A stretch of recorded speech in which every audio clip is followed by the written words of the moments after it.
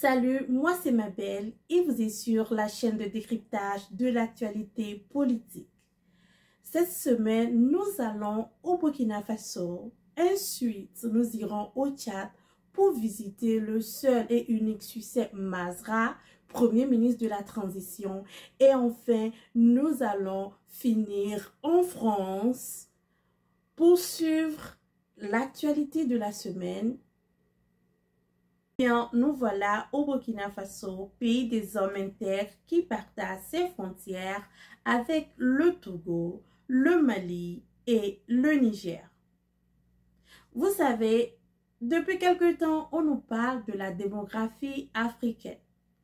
On nous dit que entre 2030 et 2050, la population africaine va augmenter de manière drastique.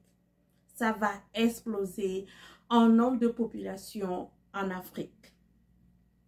C'est ainsi que l'Europe se protège avec des lois d'immigration strictes.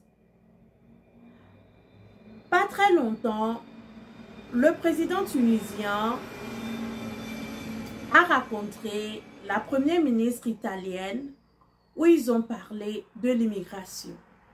Et la phrase était « Gardez les immigrants chez vous ».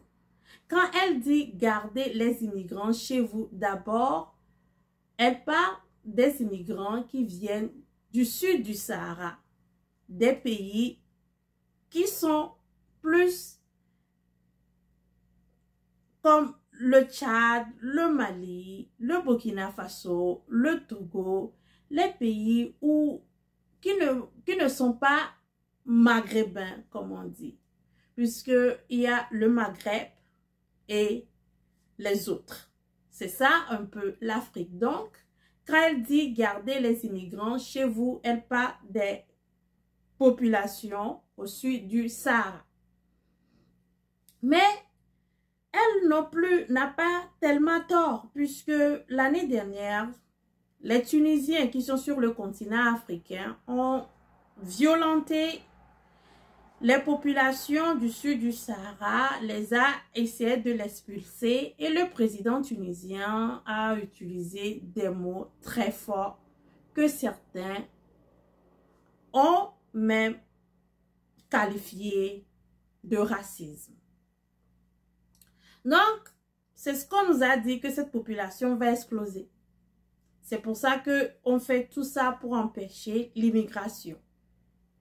Mais quand vous regardez aussi très bien, mieux même, les femmes africaines font de moins en moins d'enfants. Le Burkina Faso, prenons le Burkina Faso, un pays sahélien, un pays qui est livré au djihadisme, un pays qui a connu des coups d'État. Pendant la période des indépendances tcha-tcha, comme dirait quand j'écoutais de la musique et je suis dans mon feelings, quand nos grandes-mères dansaient l'indépendance tcha-tcha, elle faisait 6,3% d'enfants. Après est venue la révolution de Thomas Sankara. Cette révolution qui a permis la promotion de la femme, l'égalité entre hommes et femmes imposée jusqu'à la tête de l'État. Les femmes ont fait plus d'enfants, sont allées jusqu'à 7% d'enfants. On dirait que cette révolution a porté des fruits. Après la révolution, nous sommes retombés à la période de la démocratie. Les femmes ont commencé par faire moins d'enfants jusqu'à présent. Cette population vit surtout dans la capitale Ouaga, un peu partout sur le territoire burkinabé. Donc cette population confrontée au djihadisme a connu deux coups d'État, l'un qui n'était pas salutaire, dont on ne veut même pas en parler, et l'autre qui est salutaire, conduit par le jeune capitaine Ibrahim Traoré. Nous l'avons appelé coup d'État salutaire parce que c'est un coup d'État qui est censé régler la question sécuritaire, puisque c'est l'une des raisons qui pousse les jeunes. L'une des raisons. Parce que quand les jeunes quittent, il y a beaucoup de raisons. Mais l'une des raisons pour que les jeunes quittent ces pays, c'est le problème de sécurité.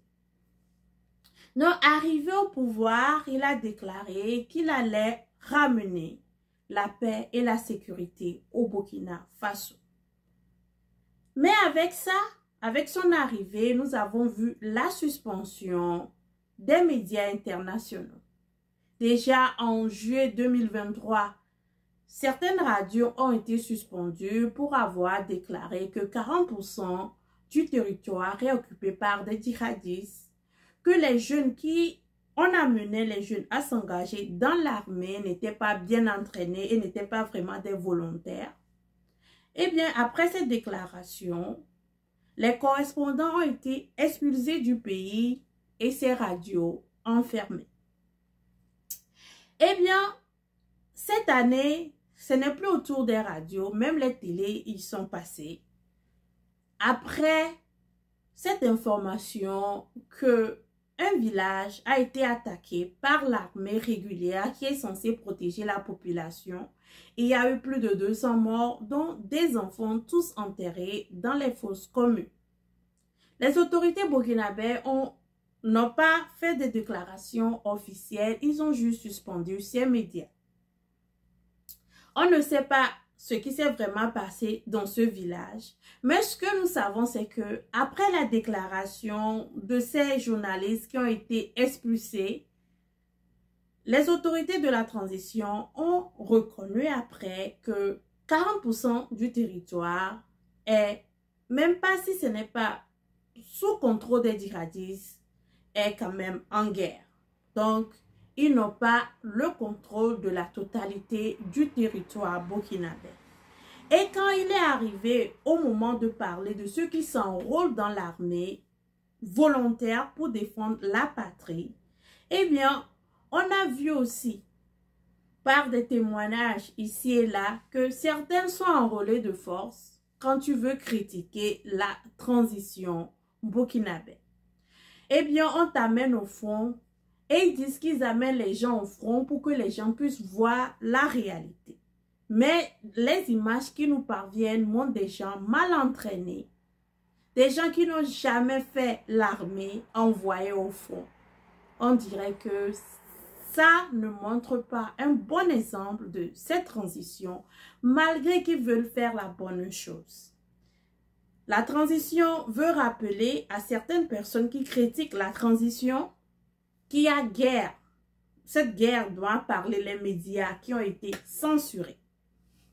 Mais au même moment, ceux qu'on envoie à la guerre ne sont pas bien entraînés, bien préparés, contre des djihadistes qu'on nous rappelle tout le temps, deviennent de plus en plus armés, dont la nécessité de tout le temps acheter des nouveaux matériaux de guerre chez les Russes, les Turcs, pour pouvoir défendre cette patrie.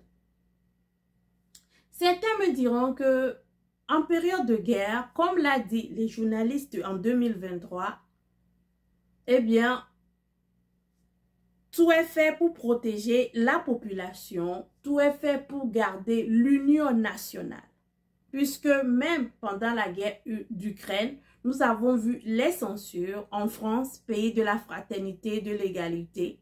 Nous avons vu même les censures sur les grands médias internationaux, sur les grands réseaux internationaux. Il y a des censures à parler de certaines choses de cette guerre.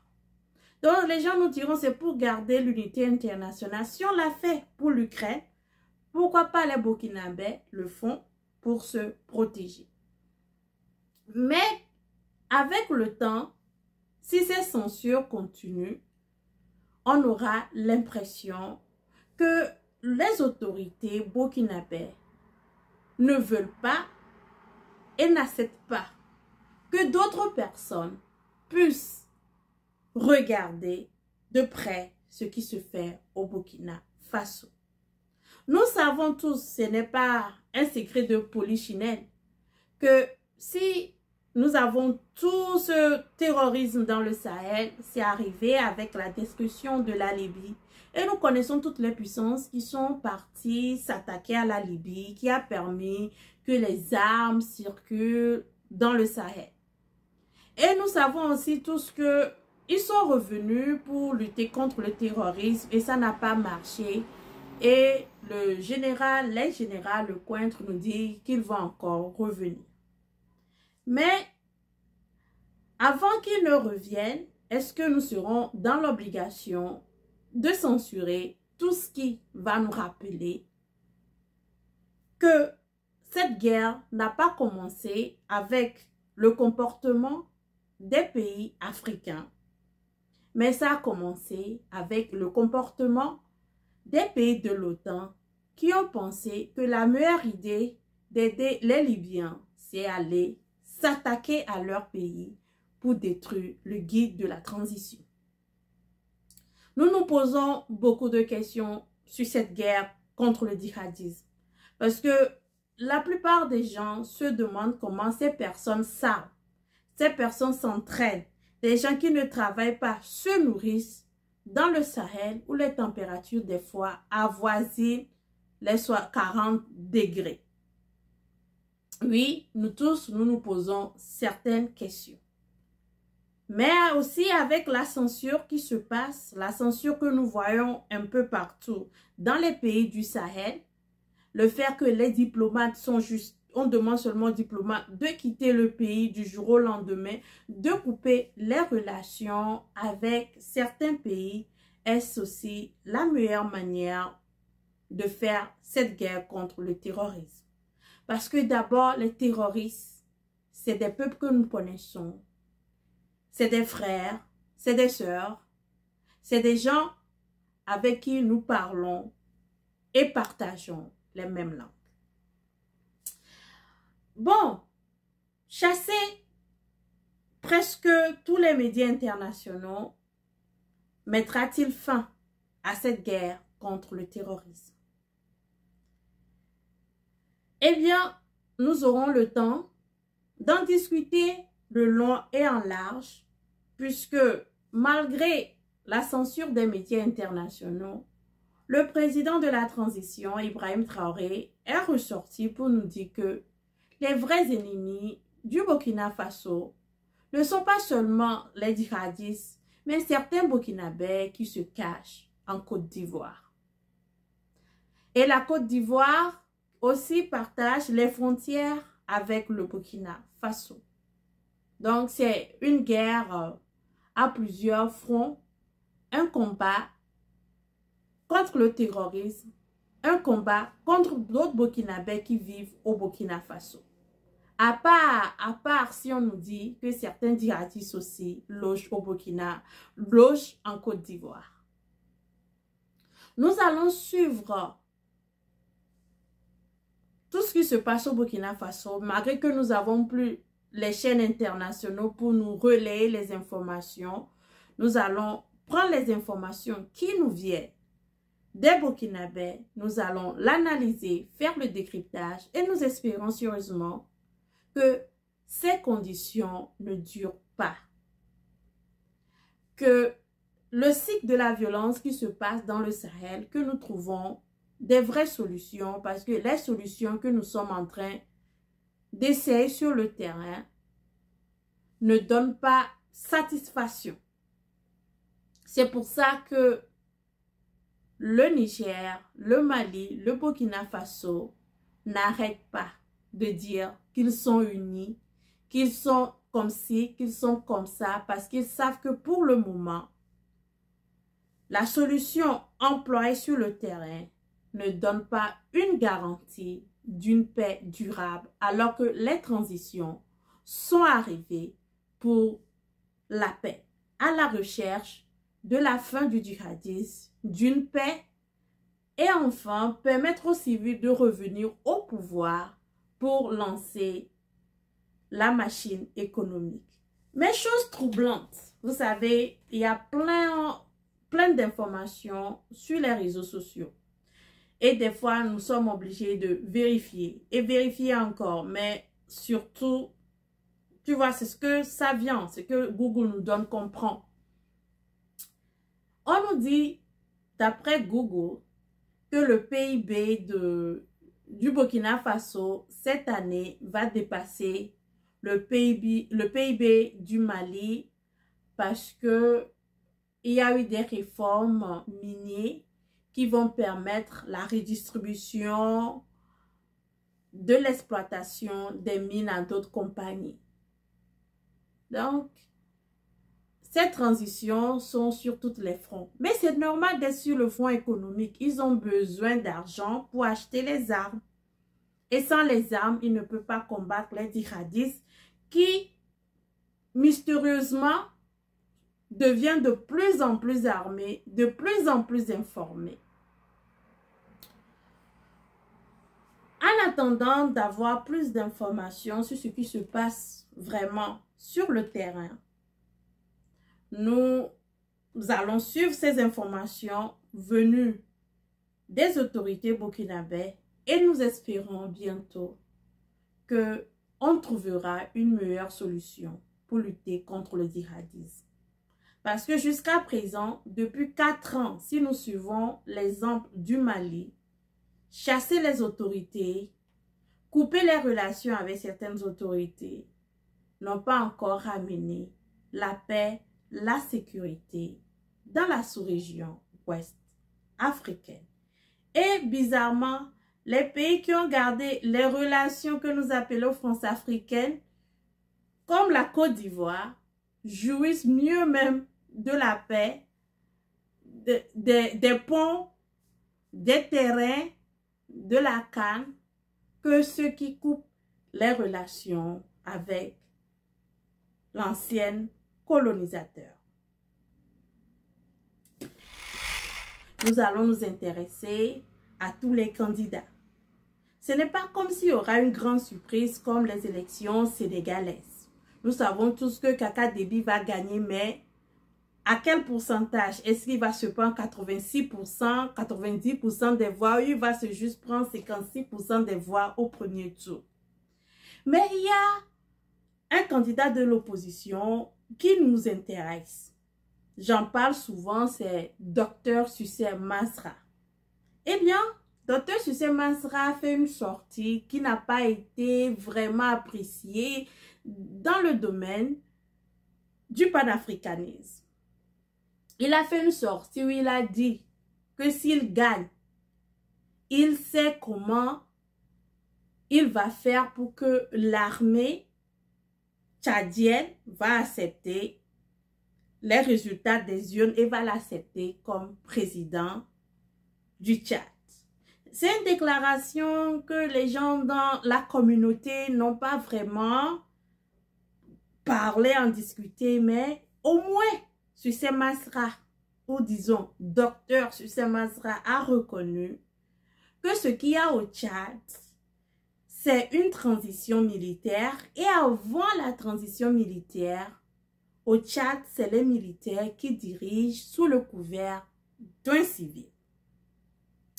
Le père Déby est un militaire et le fils Déby est un militaire. Donc, c'est les militaires qui dirigent le pays.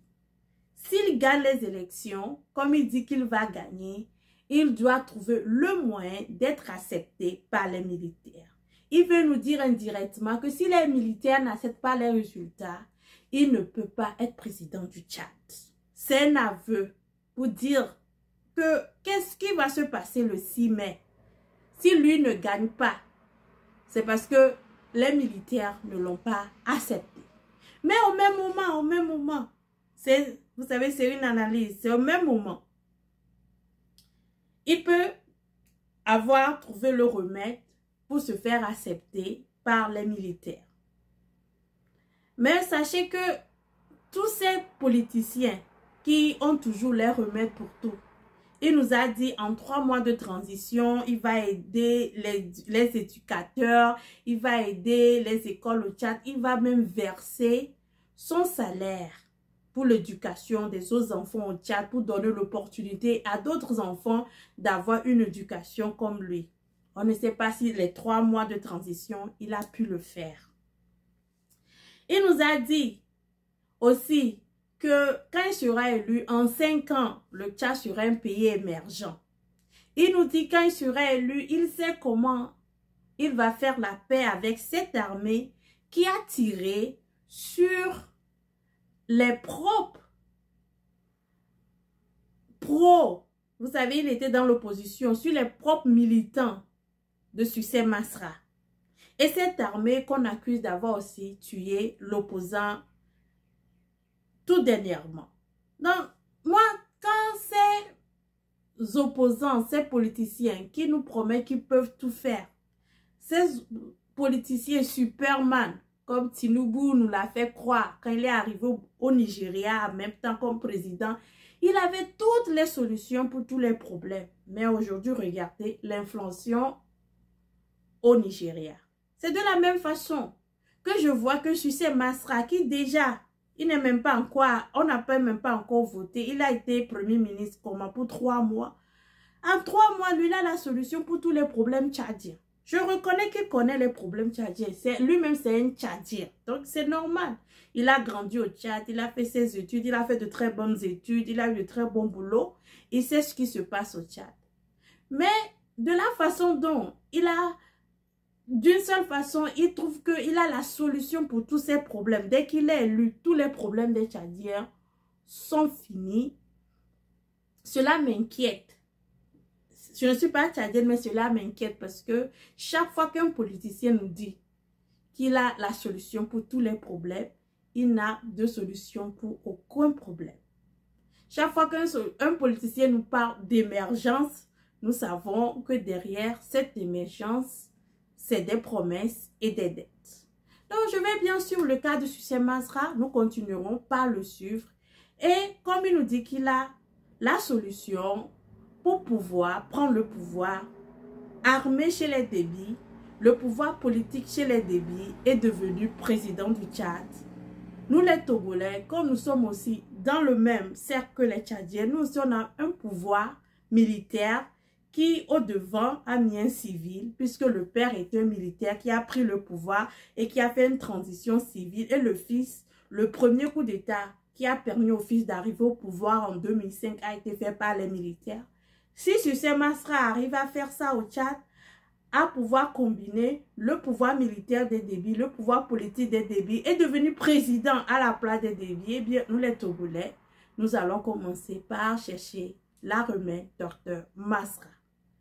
Sur ce, nous allons en France pour parler de football. Oui, mais avant de parler de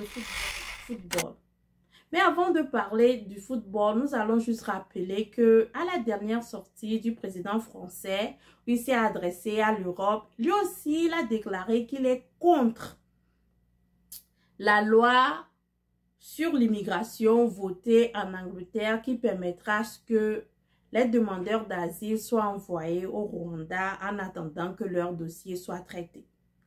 Et je me suis dit, mais ce n'est pas lui aussi... Pendant son mandat qui est en train de continuer, on a voté une loi sur l'immigration en France qui est contestée et que certaines personnes veulent aller même jusqu'à la Cour constitutionnelle pour empêcher cette loi de rentrer en vigueur.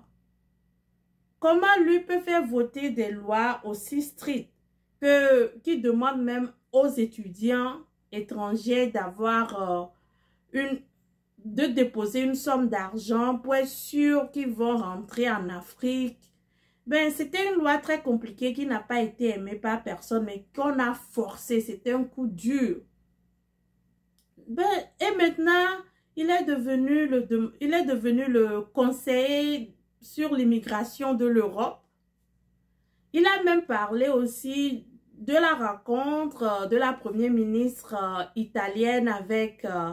les autres pays pour parler de l'immigration, disant que les immigrants arrivent sur leur côte. Mais d'abord, la France même doit être un pays d'accueil, un pays ouvert pour l'immigration. Vous savez, la France essaie de limiter le droit de sol. Si tu es né en France, il va arriver que si tu n'as pas un parent français, tu ne peux pas avoir la nationalité française. Je ne sais pas si c'est déjà en vigueur, mais ils essaient de retirer le droit de sol pour les enfants qui sont nés en France.